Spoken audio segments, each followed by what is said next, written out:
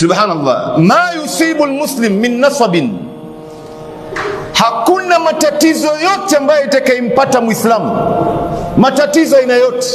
Taja we mwenyewe. Wanasema wanazuoni mpaka yale matatizo mengine ambayo ni ya halali kabisa.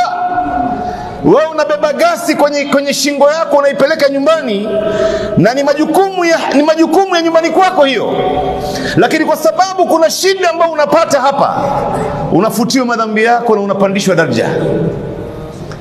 Tabu aina yote, mpaka wewe mfano leo uko ndani ya gari yako unakwenda kutafuta riziki yako ya halali, unakwenda kufanya jambo lolote kama vile kwenda msikitini, kumtembelea ndugu yako katika Uislamu, ukapambana na jam katikati ya barabara, ukakaa pale muda wa nusu saa nzima.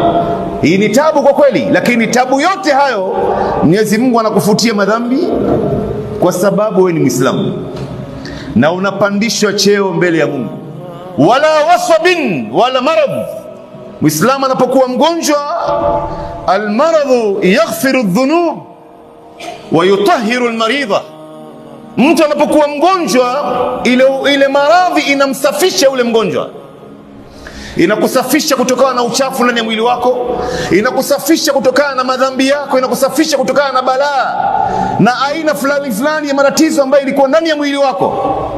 Almaradhu yaghfiru dhunub wa yutahhiru almarid, na inamsafisha yule mgonjwa, inakufutia madhambi na inakusafisha. Subhanallah, unapomwona mtu analazwa hospitali usione kwamba hiyo ni shari.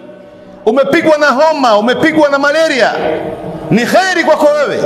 Mwenyezi Mungu anasema la tahsabuhu sharrun lakum bal huwa khairun lakum. Muislamu anapokuwa mgonjwa anapandishwa cheo mbele ya Mungu, anafutiwa madhambi yake na Mwenyezi Mungu anamsafisha kutokana na maradhi mbalimbali na baadhi ya uchafu katika mwili wake.